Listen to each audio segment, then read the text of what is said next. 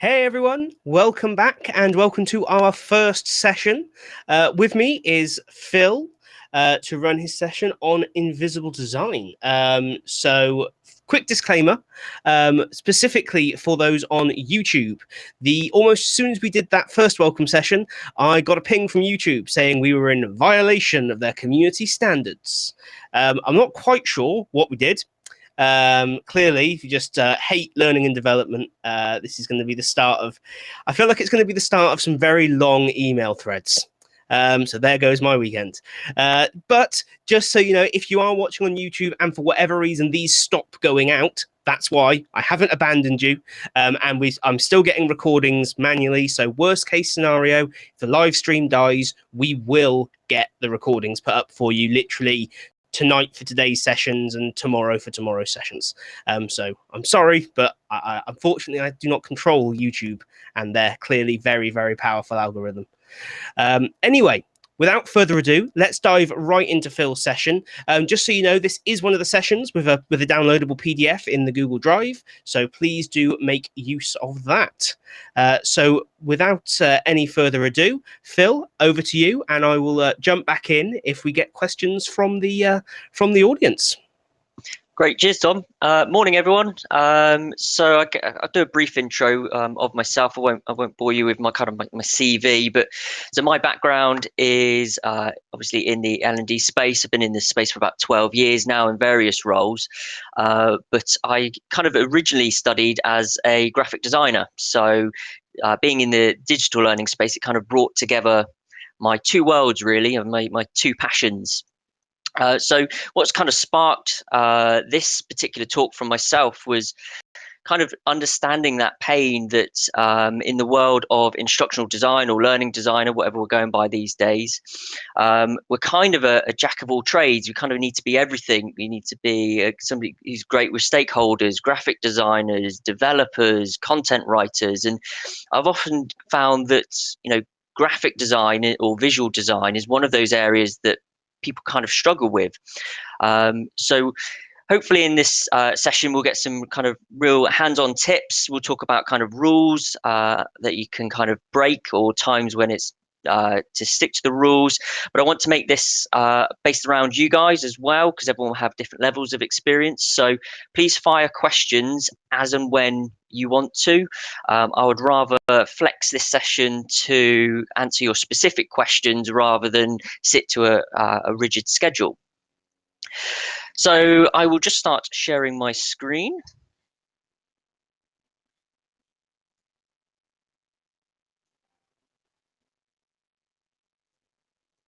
Okay, so this is going to be very odd for me because all I can see at the moment is my screen. So I'm literally talking at the moment to Adobe Illustrator, which is very odd. I've had to resort to the laptop today because my microphone decided to stop working on my PC. So I apologize that it's a bit of a smaller screen than what I'd like to be showing you. So invisible design. The name came about really in that if you kind of strip design back, I think often we kind of lose track a little bit about what kind of visual design is, and kind of all of the kind of promo material and the PDF for the freebie that I did. I thought, how do I strip this right back? Because often we focus on what are the images on screen. So I kind of went with this kind of, it's known as Scandi or Swiss kind of design. And how do you design something in its simplest form? And actually, behind that, there's actually a lot of rules and a lot of thought and consideration that actually goes into it. So within the session, what we're going to look at is, why visual design is important in learning design and learning solutions. We'll look a little bit about how to get inspiration, scamps and wireframes, kind of what they are and kind of some tips there. And then we'll really kind of delve into a couple of designs that I've just kind of whipped up, and we'll talk about those, and we'll kind of layer up the different kind of considerations in those particular pieces. And we'll talk about typography as well, because I think that's often a piece that gets missed with design. So typography and text, often as learning designers, regardless of the medium, whether it's digital, whether it's a PDF handout, interactive PDF, or whether you're creating slides for a face-to-face workshop, typography and text is a big part of our designs, because that is in essence the function and knowledge transfer part of our designs. And that's one of the things I find that people struggle with the most, is how do you put text into a design without kind of ruining it. So hopefully we'll look at some hints and tips there. So let's talk about inspiration, about why it's important. So visual design is one of my big passions, and often it gets a little bit overlooked, I think. But I think we can all agree that you don't need to be a designer to realize when something is designed bad or it's not very inspiring. And you can't always put your finger on it, but often that can become a distraction to people in learning design. If they're looking at something that's not very visually appealing, or they're looking at something and it's just all unaligned, or things are squashed in the corner, before you know it, they're focusing more on kind of the uncomfortableness of the design than actually focusing on the content itself. And good design is an enabler. I think good design is about sucking people into interacting with that particular piece. It's not being the hero. I always call it the unsung hero, and that it should go kind of unnoticed. Nobody should finish a course or finish a training session and go, wow, they were some great slides, or what great visuals you did, because otherwise they focused on the wrong thing. But what it should do is it should carry the learning, and it should carry the message, and it should kind of take people on a journey and make that simple for them as well. So let's delve into inspiration, scamps, and wireframes. So inspiration, it can be tough, especially when you're in the kind of confines of a particular brand or business. It's very easy to kind of get stuck into the same layouts and build templates and same designs. So how do you kind of go about coming up with new ideas when you're staring at that blank page, or you've got a new design, new course that you need to create? How do you get inspiration? So I'll start this off by kind of saying inspiration is everywhere. I'm one of those really sad people, and this is where I think you can tell my kind of background in graphic design comes from. I will be an absolute hoarder when it comes to random stuff. So whenever I'm out and I see a billboard, if there's something that I like about it, I'll take a photo of it, and I'll keep that in my collection. And it might just be as simple as the colors. It might just be where the text placement is. But what I do is I kind of hoard all of these random different pieces, because you never know when it might spark a bit of inspiration.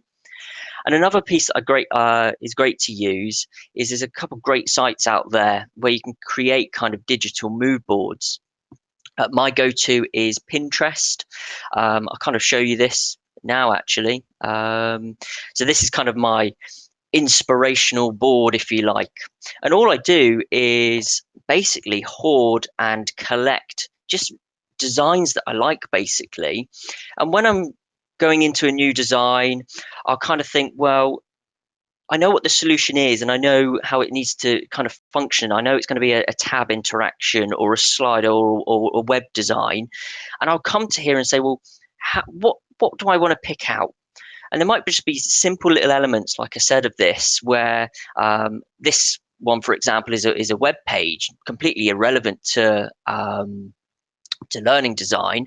But there's a great little piece just in here in this middle that might make a great kind of splash kind of menu for a particular piece of e-learning. Or it might be a tab interaction where you're clicking on these panels on the left, and that changes the image in the middle, and it gives you a bit of information. So there's kind of inspiration to be found everywhere, really.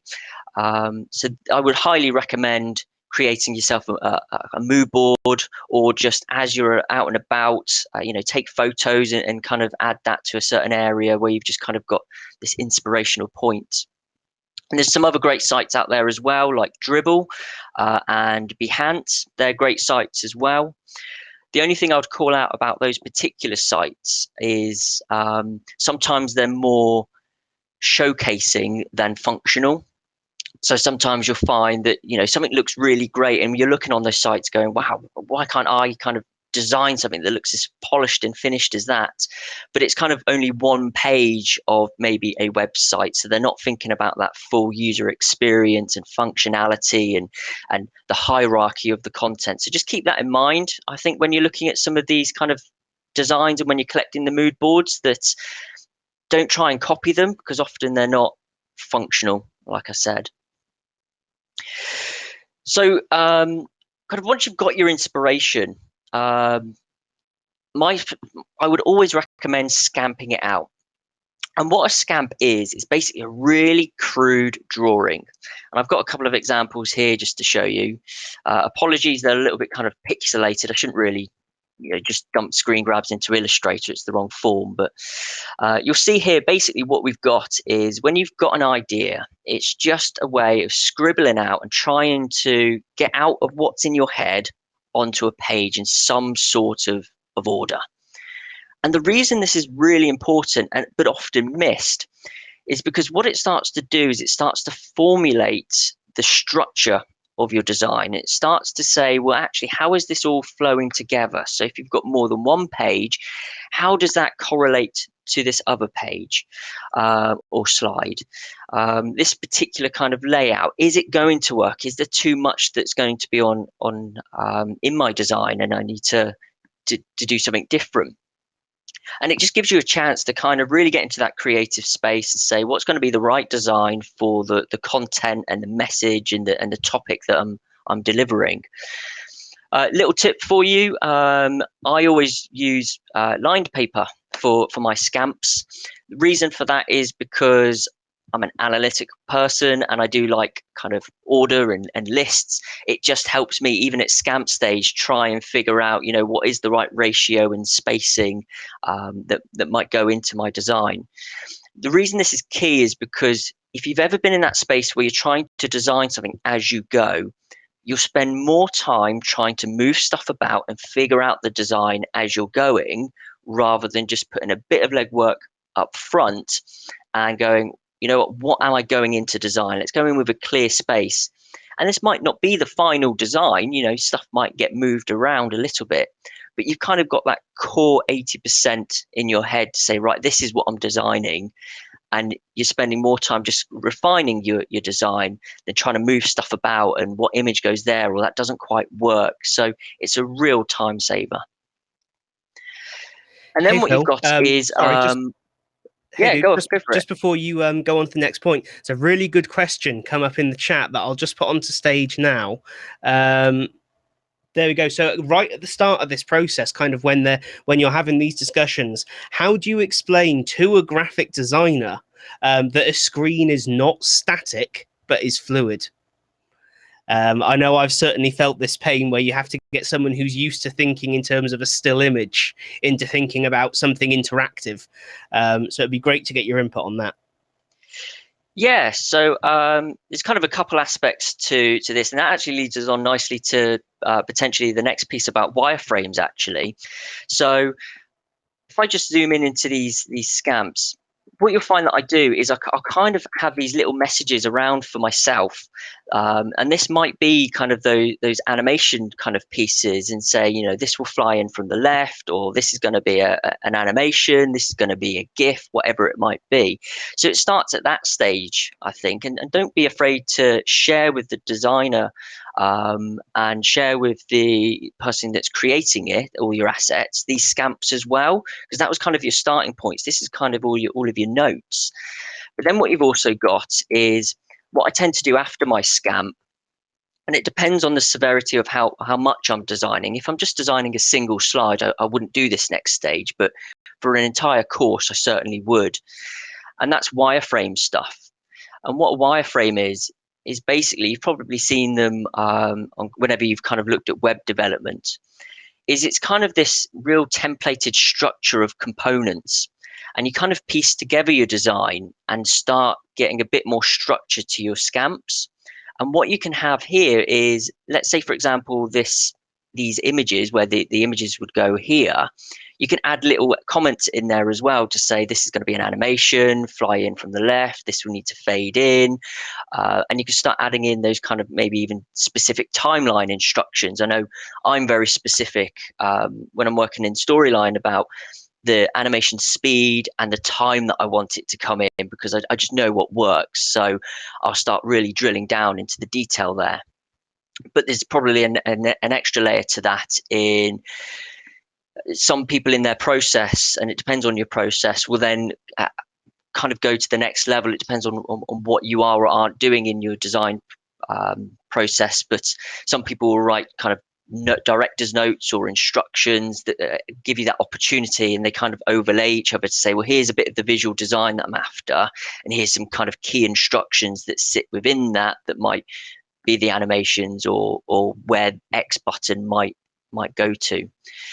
The great thing about wireframes is, well, there's pros and cons to wireframes. What I would say is err on the side of caution with wireframes sometimes, because it could be really tempting to create a load of wireframes that you use and kind of have those as templates that you can quickly piece together designs. But what that can often do is start to limit your creative thinking, and you start becoming a bit dependent on them. And rather than thinking about what's the right design for this particular topic or content, you start falling back on these wireframes, and you become very kind of rigid and almost back into that point where your mood boards are almost pointless, because you're never referring to them. You're just always working off your templates. But there's certainly a great point, and especially if you're trying to use get a concept and general layout across to a stakeholder as well. Another system I use is XD, Adobe XD. That's becoming a very popular tool for prototyping. So I'll put these kind of wireframes into XD, and you can share that link, and it gives people a bit more of a kind of visual around the layouts, and saying yes or no, I do like that concept or don't like it. I might kind of do some kind of concept designs with that as well, so that brings it to life a little bit more. But they can also see the flow of it as well. So yeah, that's wireframes. Hopefully that's answered the question as well about how you put across kind of instructions within all of these kind of scamping and wireframe pieces as well. So let's kind of dig in a little bit more into kind of the nitty gritty, really. That's kind of all of the pre stuff.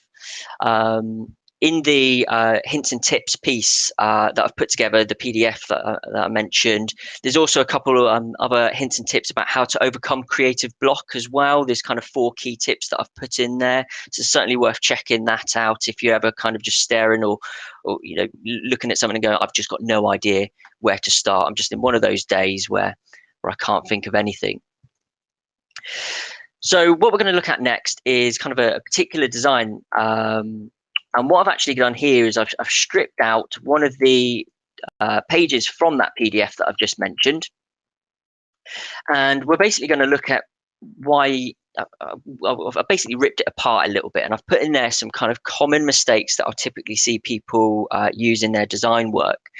And all of these hints and tips that I'm about to tell you will transfer across to any design that you're doing. It doesn't necessarily just have to be learning design and e-learning. This will be for PDFs, for interactive PDFs, for web design, for single slides, even reporting. Everyone loves a one-page summary of a report sometimes from the stakeholders. So all of these tips can be transferred into any of those mediums. So let's talk about, first of all, kind of grids. You either love them or you hate them, but they've got a purpose. So I personally don't like working with a grid. What I do is I kind of use my eye a lot of the time to get an initial kind of placement.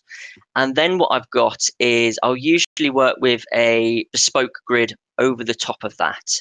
And that's just so I can kind of turn it on and off. I know you can do that using kind of the different views, like Storyline has the grid function, for example.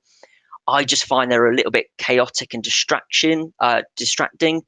And again, working with a grid can often limit your kind of creative thinking, because you're suddenly thinking within lines, and lines have a space, but use your eye and then use the grid to refine it, would be my personal opinion and tip on there.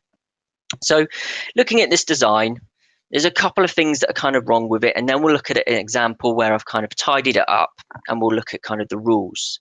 So we'll look at the grids first of all, and then we'll start looking at what I call comfortable space, or white space as it's also known, because this is one of the golden rules that I think always gets kind of broken, because we want to kind of get stuff on the page. We've got a lot going on. So let's talk about grids first of all. The most popular one and the most basic one is a 3x3 grid.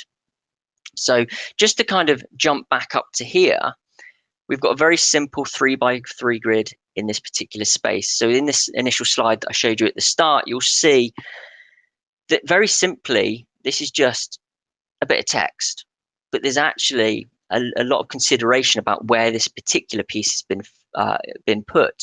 So you'll see that in my 3x3 grid, it's fitting very comfortable to this line. And within this particular square, it's sitting bang smack in the middle. So when you remove that grid, you're kind of okay with it not being on the left hand side. It's comfortable, there's no distractions, so you go straight to it. And what I will say as well, just a kind of a caveat here, design will always be one of those things that you love or hate, as in some people will love your designs, some people will hate it. You can never design anything, I don't think, that everybody loves. And if everybody is saying that they love it, they're just not telling you the truth, because design is your own perception about whether it's good or not good sometimes. If we then start layering this up and we start looking at this example here, you'll see that essentially these grids are starting to form kind of the rules on your page. And that's essentially what grids are. They're rules, they're alignment laws in design. And what it starts doing is it starts dictating about what you can and can't do, or what space you can and can't use in your design. Now, what this isn't, though, is that everything has to line up to every single line. So, for example, you'll see here that this particular kind of four grid or almost accordion style layout doesn't follow this particular line. What it does do is it follows this end line, which I'll talk about in just a moment.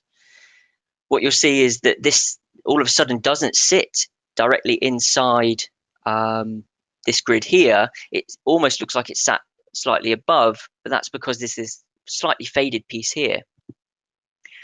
This over here sits to this line over here, and this is where these additional lines come in. So this is originally a 3x3 grid, and what you'll see is I've then added in these extra lines here in my grid. And what this is it's about comfortable space and balance. So I knew that I wanted this particular piece here. So I've added this, and this becomes essentially a no-go zone. And it's not just a no-go zone for here, it becomes an entire frame for your whole design. So basically what we're saying now is, because of where this is lined up in your design, everything around this border, really you don't want to be putting anything in. Otherwise it starts becoming very imbalanced. So just to kind of show you, if I start putting this up in the top corner, which is very tempting with any kind of logo to tuck it up, it's that one tiny little thing that starts to make you feel a little bit uncomfortable with this design, because all of a sudden this is very close to the edge, but you've got all of these spaces here.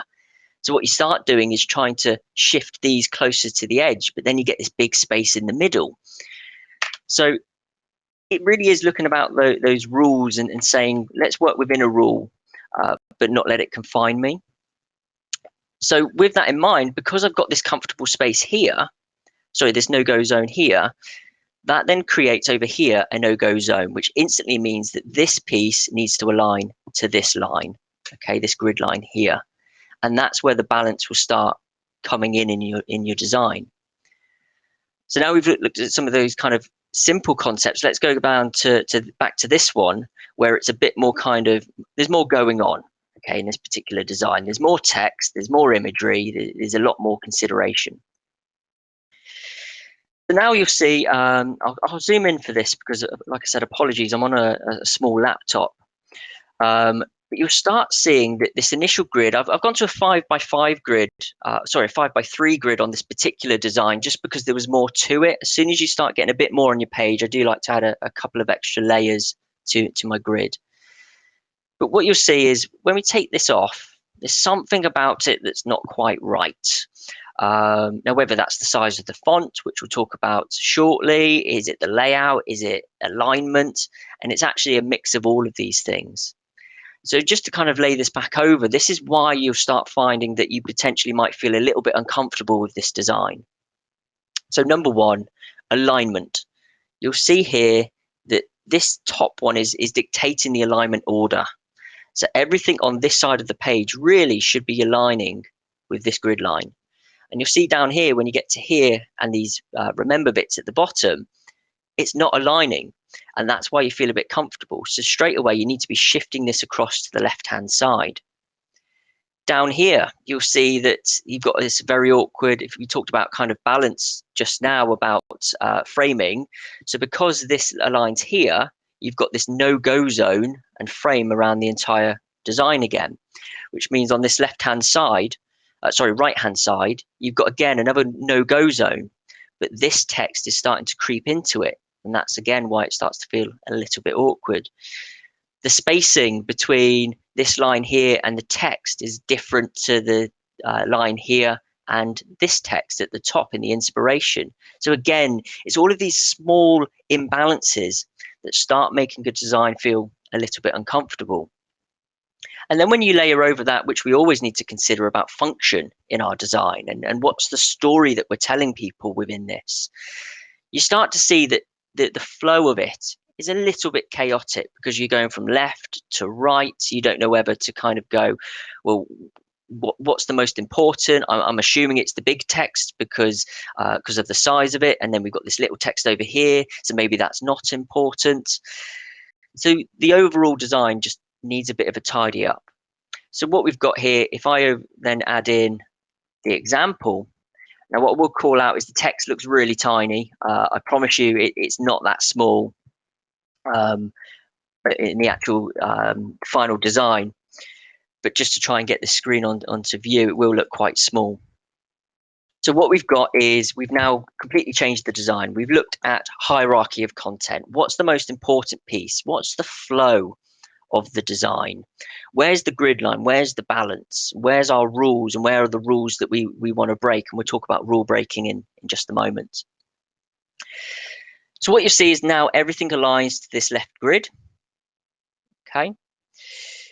What we've also got is everything over here now aligns to this comfortable line. You've now got even spacing between the three core elements. And our bottom piece here, which actually is it's not the same layout, but it now sits within this grid at the bottom. And when you zoom into that, you'll see it fits the line to create that balance. And it's all about these little balances within your designs where you start really refining it. Middle line here for the overall grid, that's the alignment for this particular piece. Now what you'll see is not everything sits on top or below a grid line or bang smack in the middle. You'll see that this is a single line, this is two lines. So you need to consider that as well in your alignment. A lot of the snap to grid that you'll use, so if you're using like PowerPoint or XD, you'll find that it starts to give you those little kind of guidelines, and that will base it around the overall object. So just consider that sometimes you need to manipulate that spacing to actually make it look balanced, because your programs will try and balance the overall object, and you start getting this kind of smaller gaps the more you go down, or if you've got a single line versus two lines.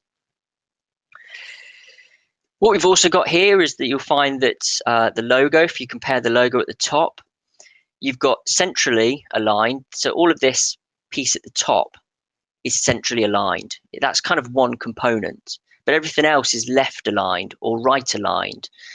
And it becomes really kind of almost jaunting where you go, well, what is the alignment? It's a little bit chaotic. So little tip for you, if you're going to stick to an alignment, stick to it. So don't go middle, then left, and then right, or go middle, left, and then back to middle. Try and stick to one sort of alignment. It's either going to be left and right, or you're kind of going a very central alignment piece. Then what we start layering it over this as well. So we've talked a bit about grids. Let's start talking about comfortable space, because this is where it starts to get really interesting, or white space. I think often we're a little bit scared of white space, so we start trying to fill it or make the text bigger to add in kind of more components, or it's looking a little bit empty. So if I take away our grid lines and we just look at comfortable space, this particular design on the right is looking very crowded. There's a lot kind of being fit into here. And over here, we've got a lot of white space. It's a bit more comfortable. I always kind of call it room to breathe. That's a term that you often hear. Give everything on your page room to breathe. Over here, we don't have that. So every single item, regardless of whether it's text or whether it's a picture, has a border around it, an invisible border that is a comfortable space border. And to try and visualize that, I've overlaid these blue lines for you. So you'll see on the right hand side, all of these items. So these two bits of text here is an item. So there's a box around that of what its comfortable space is. And what that box is saying, the invisible box is saying, you cannot go inside that space. Anything inside that is going to invade the space, make it feel crowded, and start really cramping up your design. So when you look at this one on the right, you'll see there's a lot of borders here, or comfortable spaces for items, that are starting to impede into each other. And this is why, without knowing it, it feels a little bit uncomfortable. So this item here, you've got this block here, the remember is starting to creep into this blue box here. So that's a little bit crowded. You've got a massive amount of encroachment over here, where the scamp out in this text is starting to really creep into the creative block. You've got some okay creative comfortable space and white space around some of the items. So absolutely fine. But when you overlay that with the grid, and this is going to be visual overload probably for you now, but when you combine the two, this is how I see the world. This is what's in my head. So this is quite nice to kind of show people my world that's full of grids and comfortable space lines that nobody ever sees. But when you overlay the two, and you've got this comfortable space being encroached, and you've got these grid lines and alignment rules are all being broken, this is where the design starts to feel uncomfortable, and you start focusing on the why the design isn't working rather than focusing on the content. And from a learning point of view, obviously that's a big hindrance for us, because especially if it's just a digital format and not face to face, you don't have that chance to have that intervention. Your design is doing all the work for you. Your design is to take people on that journey and on that story. And if they're finding that hard to follow, then people are just, it's going to hinder the learning process. And if you look at the left hand side one, you'll see that all of these comfortable lines are working with each other. They might be right on the edge, but nothing is impeding each other in its comfortable space lines. The closest you get is probably this remember down here. Okay, this is kind of, if I zoom in on that, you'll see starting to encroach a little bit, but the text itself isn't encroaching. Okay, so that's why you can kind of get away with this particular piece. But as soon as you move that up, if I was to move that up into there, that's when it starts encroaching on the comfortable space, and you want to start looking at the overall layout there.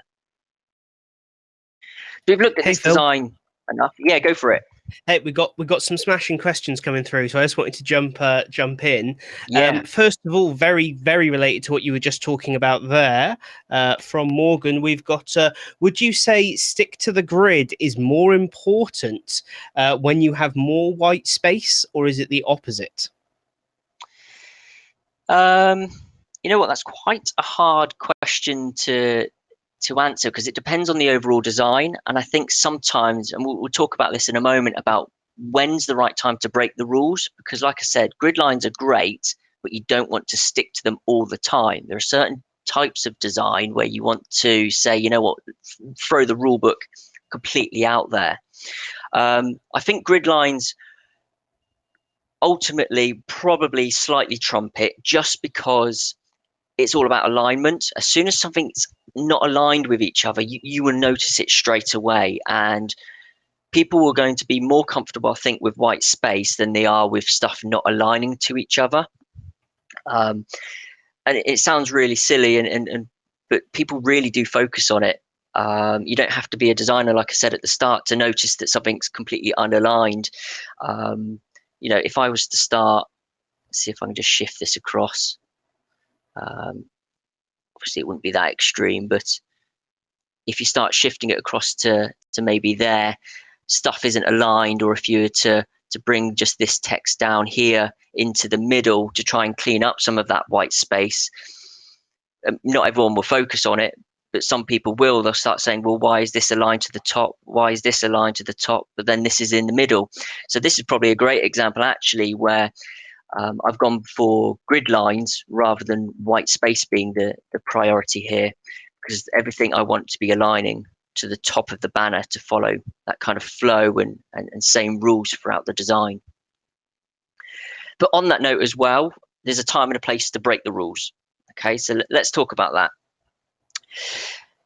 One of the things I think with design is that often gets overlooked is being too literal with design, or treating text as a secondary part to your design. So if you really drill down to it, text is image. It is an image. It's just that those particular lines and imagery form up a way of communicating words. But think of your text as part of your design. And then going back to the literal points, I think it's really easy, and as learning designers, it's kind of been really drilled into us to kind of make connections and really strong connections about the imagery that we're showing and what the topic is about. And I 100% agree with that. They all need to be relevant to each other. There's no point showing people an elephant if you're talking about, I don't know, empathy or something like that. It's a bit ambiguous. It's a bit kind of out there. So you still want your images to correlate, but you don't always need to be literal. So one of the designs that I just want to show here that really shows about throwing the rule book out. And like I said, design is subjective. So you're either going to love this or you're going to hate it. But what we've got here is a design that basically breaks every single rule that we've just spoke about grid lines, about comfortable space, about balance and things being centrally aligned all the time. You've even got stuff that's almost illegible with this anxiety in the middle. But what I'm trying to show here is about that literal thinking. If you think about anxiety and what you might typically do for that, so with my designs, I like to try and think, what's the meaning that's behind this particular topic or this design, rather than thinking what's the immediate and obvious image to go for. So what I've tried to create, what I've done here in this particular design was think about, well, what's the emotions that might sit behind anxiety?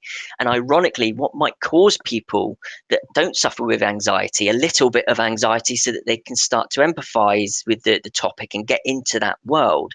And that's why this particular design, I went for this rather than maybe your classic kind of person being comforted, or people having a conversation, or somebody looking a bit worried in a situation. It's just a little bit too obvious. And when you're a bit obvious, that's when you get this kind of, people aren't sucked into it. They don't want to start exploring your learning because they've been there, done that kind of thing. They're going, oh, here we go, same old kind of picture text and kind of free imagery that you've pulled off. So don't be afraid to kind of sit back and say, what is the actual meaning and how do you portray a particular topic in a non-literal way? Now, obviously, there are considerations that you do need to have here, and that's about functionality, legibility, because obviously if it is an e-learning course, people need to be able to read it. So what I wouldn't do, for example, is this would just be like the main splash screen, the landing page of a course.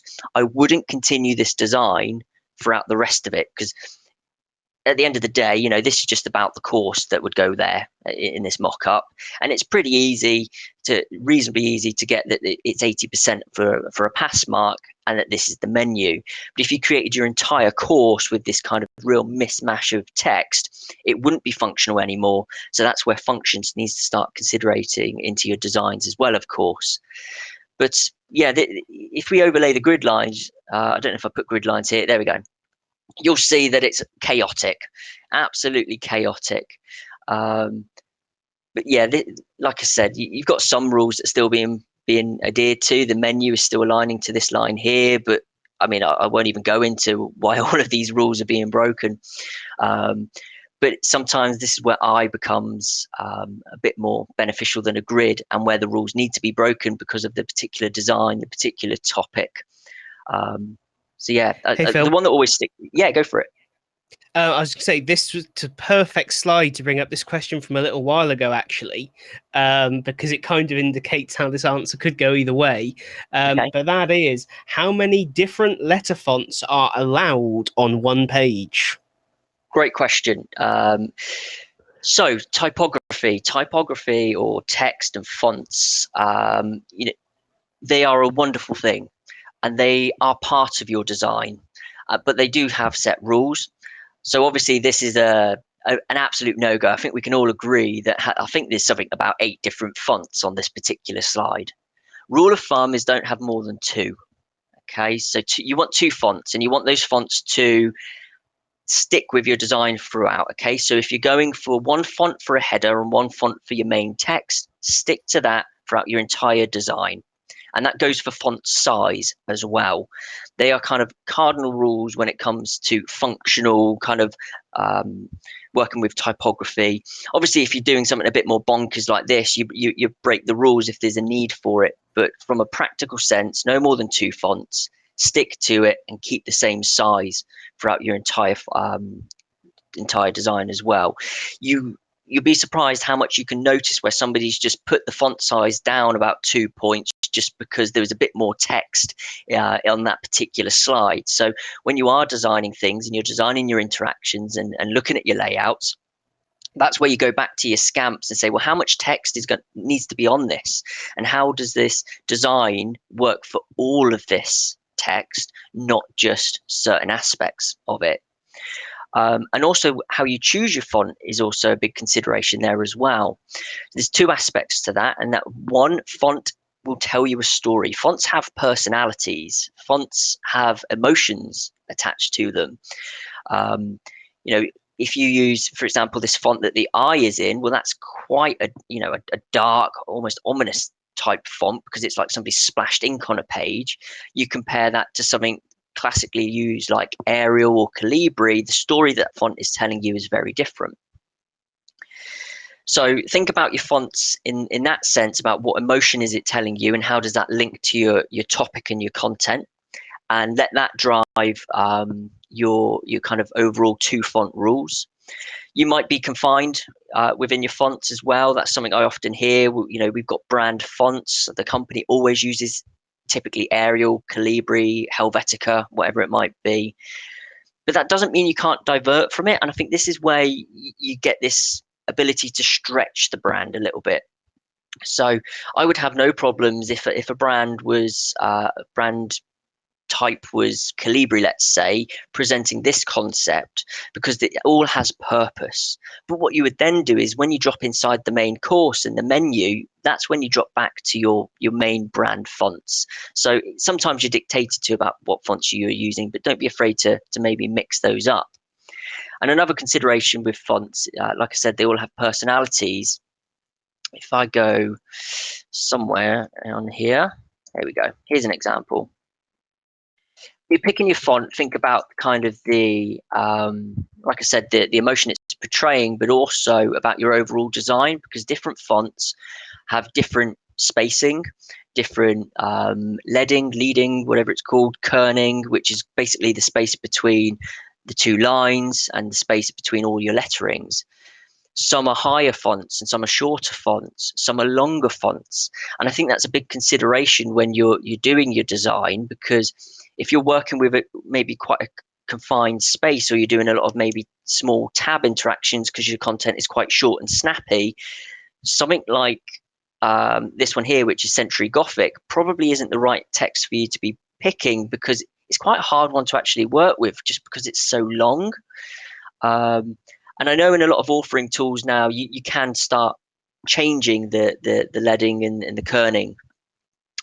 In Illustrator, it's really easy because you can just use these tools down here. But obviously, a consideration about, if you're doing all your designs in Illustrator, please just consider accessibility in that, because obviously if we're exporting this as all as an image with the text onto that, screen readers and stuff like that can't pick up on obviously a flat PNG or JPEG. So if you are going to play around with the spacing of your text to help with your overall design, I would recommend doing that in your authoring tool or whatever tool that your software you're working in, but use kind of your design. I always use Illustrator to create any design.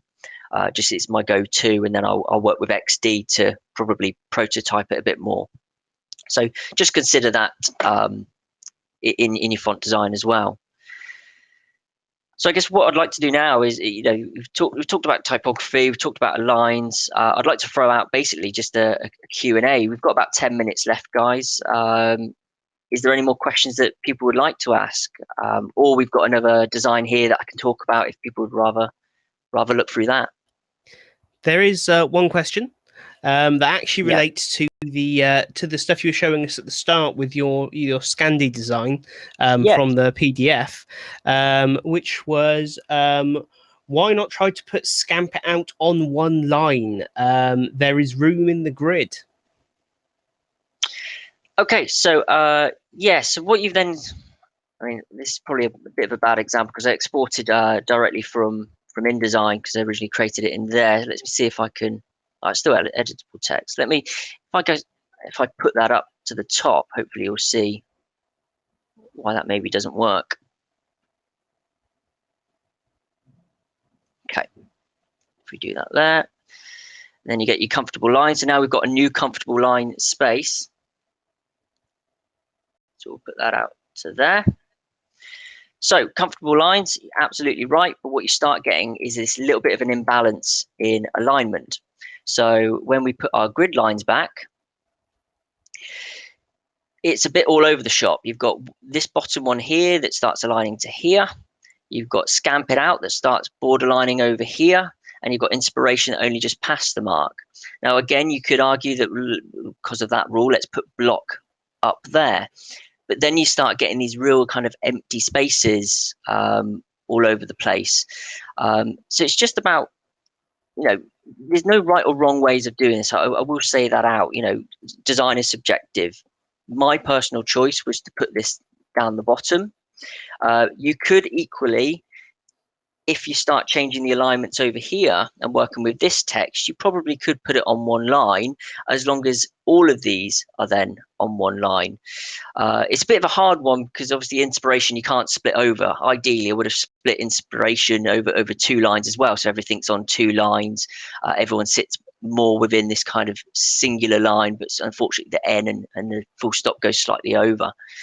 But again, when you're working with those initial scamps and you're working with your initial layout, if that's what you want to do and that's one of your key features, then just change other elements of your design to go with that. So there's no kind of right or wrong really with that.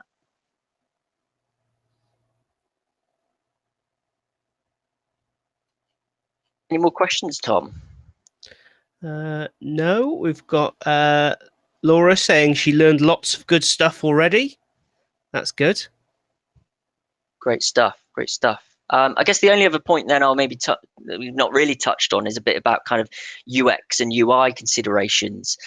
Sorry, just before you do that, I'm not sure if this will kill that idea. Maybe really good question, and it's something I struggle with.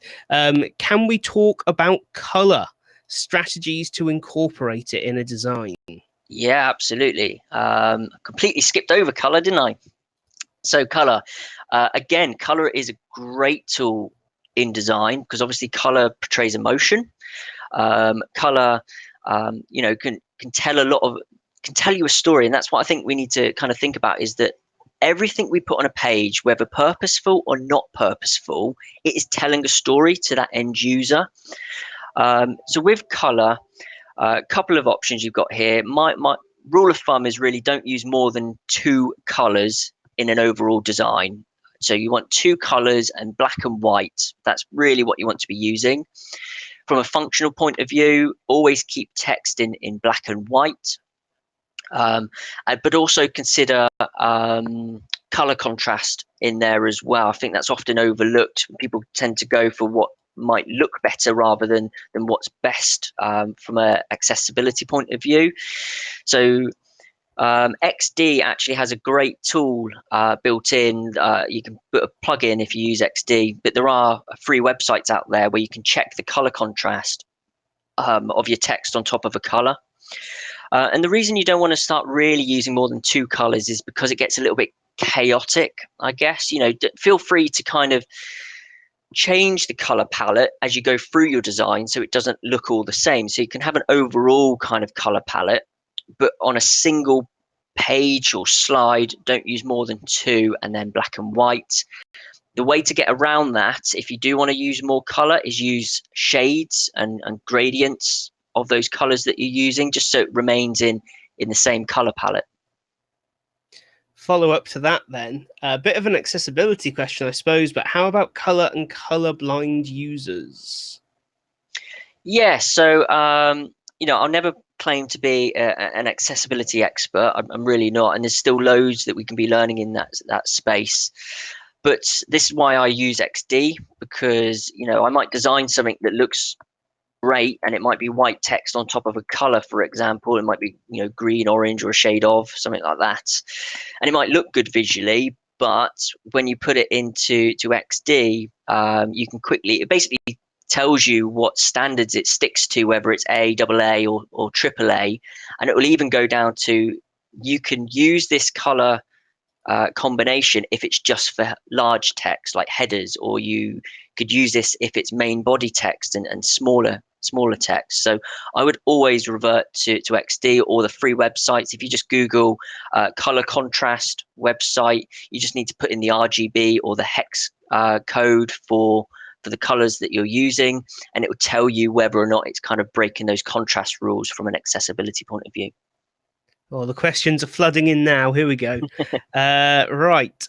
We've got, is it advisable to use images instead of words? For example, use a loudspeaker icon instead of writing play sound.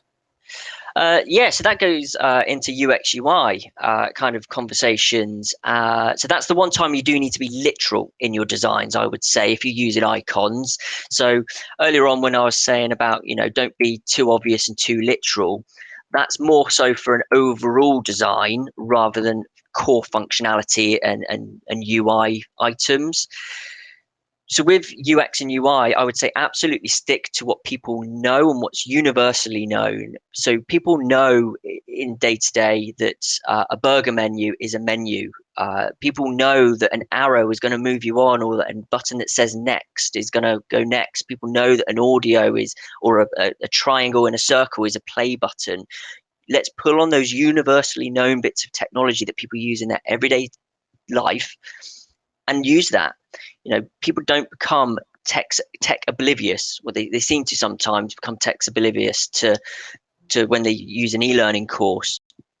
But I am always an advocate of saying you don't need to, if you're having to explain how to navigate, then you've confused it or it's not clear enough. Your navigation should be clear without having to have explanation. And the example I always go to is, you would never download an app or go to a new website and it tell you how to navigate or to view the products, because it's all self-explanatory. So pull on those well-known known icons and navigation pieces that are out in technology already. Cool. And the next up is, how about text over images? For example, you get that a lot in Articulate Rise courses. So how do we feel about that? Yeah, time and a place for it. Definitely. I guess functionality is the overarching rule there for me, and about how readable it is. At the end of the day, if we're creating a learning course, then it still needs to be legible. It does irk me that Articulate Rise does that. Obviously, it tries to put the fade over the top so that it overcomes it a little bit. The way I try and get around that is actually try and create or get an image that has that empty space in the middle, so that the text has that room to breathe. When you start putting text over an image, it can start becoming a little bit chaotic. But equally, there's a time and a place to still do it. I think it is a really nice design tool to use. If you're maybe putting text over the top and using it as part of your imagery, I think we don't use necessarily typography and fonts and stuff enough as imagery itself. So if you take this anxiety example within the course, it would be absolutely lovely to maybe have some photography in there, but using these kind of anxious words layered over the top. So you can do that because it's not really functional text, it's more of a design element. So yeah, try and find a nice space for it. You can use semi opaque text boxes over the top to try and help bring your text forward and make it a bit more prominent. But just remember, kind of again going back to the hierarchy, that ultimately the function in the hierarchy is your title is more important than the picture, really. So make sure that that's what's prominent, not the photo. Great stuff. We got some good facts being shared in here about different menu types, which is great to see. It's just maximum of 5 minutes. So if anyone does have a question, now is the time.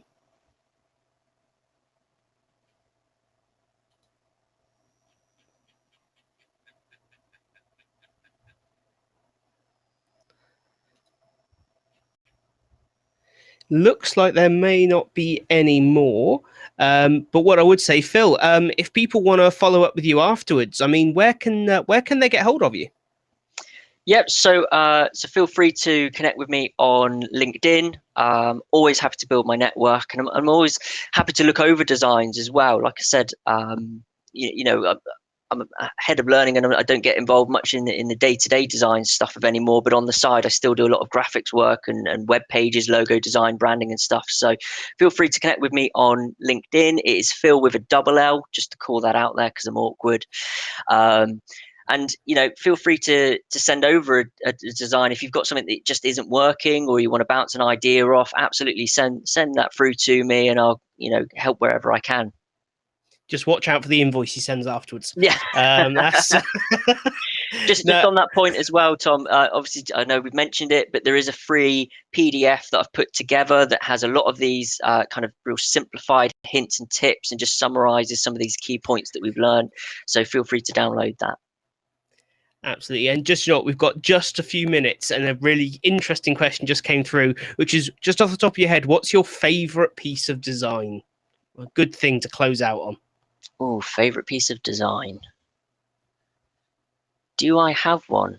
I don't think I can honestly say I've got a favorite piece of design, because I appreciate design when it's done well for the purpose. I'm one of those people that unfortunately sits there, and when all of the electricians and tradies go by, I look at their van and start critiquing the alignment and who they've got to do all of their branding.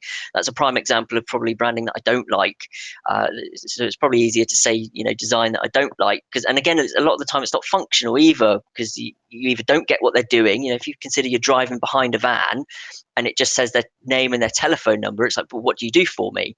And then you get the flip side to that, where they'll list probably 20 or 30 things because they're trying to tell you everything that they can do. But when you're driving along, if you're reading that, you're going to crash. So yeah, it's probably easier to say what I don't like rather than what I do like, because I think all design is nice when it's done well for the right purpose. Oh, what a brilliant thing to close out on.